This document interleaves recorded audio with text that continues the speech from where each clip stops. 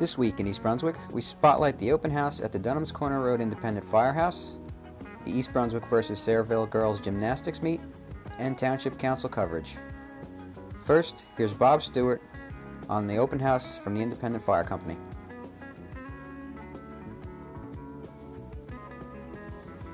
This is the 6th year that the Independent Fire Company has sponsored an open house for all the residents that live in our response area.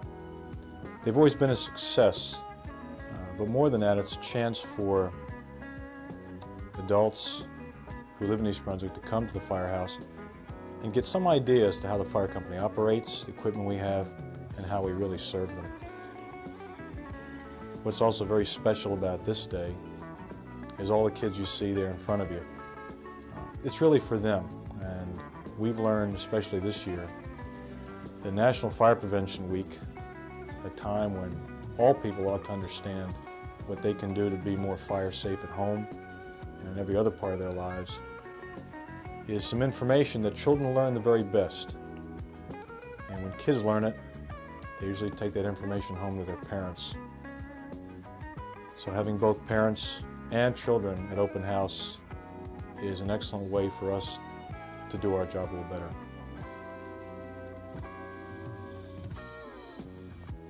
We have one very strong partner in East Brunswick, and that's the East Brunswick Rescue Squad. The squad always responds to any fire calls of structures or homes, and we depend on them a lot. They're terrific, they're always there for us, and we're glad to have them around. First, I'd like to start out by introducing Chief Knobloch. Good afternoon.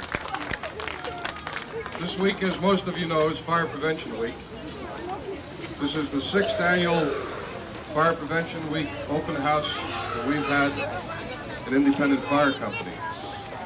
Along with the open house, this year we've done something different. We've introduced fire prevention into the public school system. We have had a poster contest. In the poster contest, we took part in the 4 public schools in our area: Central School, Smith, Lawrence Brook, and Memorial.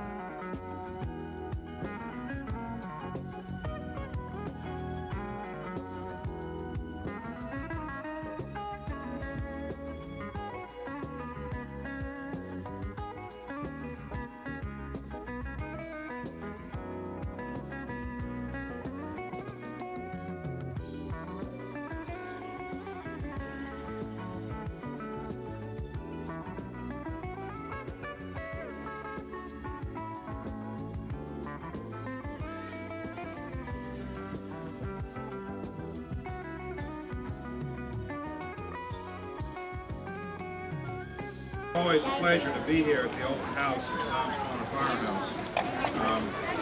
Although I have to confess that year after year it becomes more difficult to think of something new to say.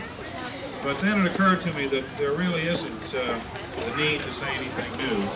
What is the need is to remind us all that men of our fire companies, men and women of our rescue squad, are all volunteers. They give of their time, they're not paid. They spend unbelievable numbers of hours in training, on duty, and responding to emergency calls. And I hope that in addition to enjoying learning something about the equipment and how they operate, that each of you will extend your personal thanks to men and women of the fire company and the rescue squad for all of the time and all of the service that they give to our community. It's something that we can be very proud of, and I'm very proud of, and I know that the community appreciates a great deal. Thank you.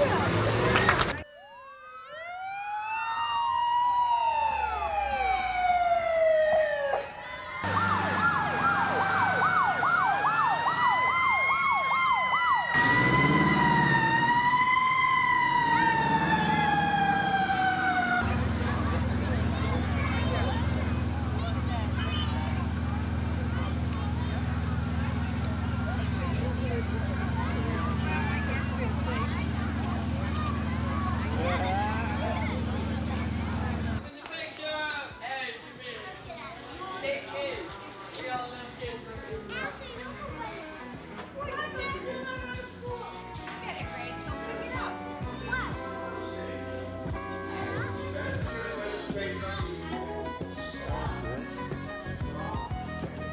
men can control a lot easier than if they had to handle the large cumbersome line itself.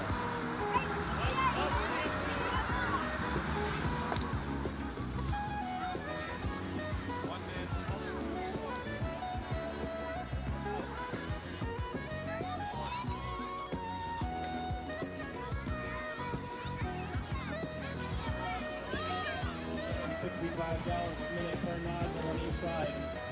The driver in the minute to pump itself at about 3.5 minutes.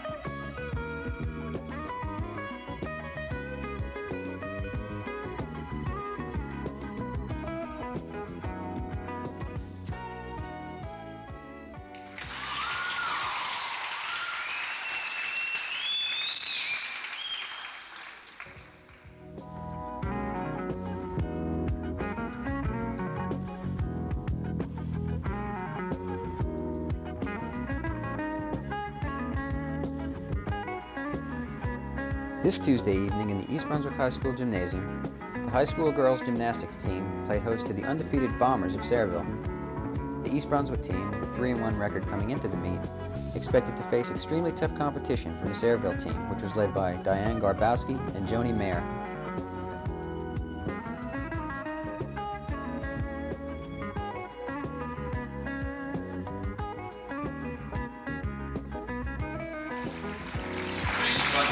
Co-captains are Colleen Appleby and Margaret Lloyd. Other team members, Chris Polanski, Paula French, Sue Dalton, Chrissy Jam, Janine Contreras, Nancy Stepay, Michelle Rodeborn, Deidre DeVito, Barbara Best, Donna Jeffs, Marie Casanelli, Mary Beth Ross. East Brunswick currently 3-1 are coached by Leslie Gatton.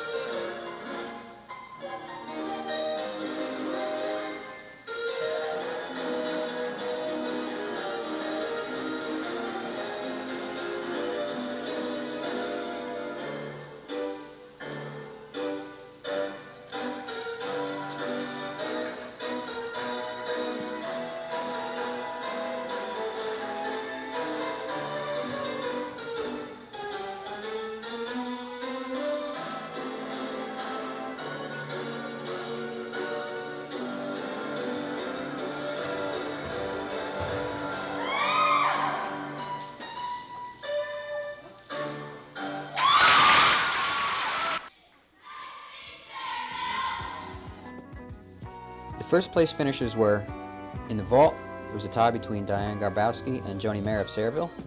The beam, Chris Polanski of East Brunswick. The bars and floor exercise were both won by Diane Garbowski of Sayreville.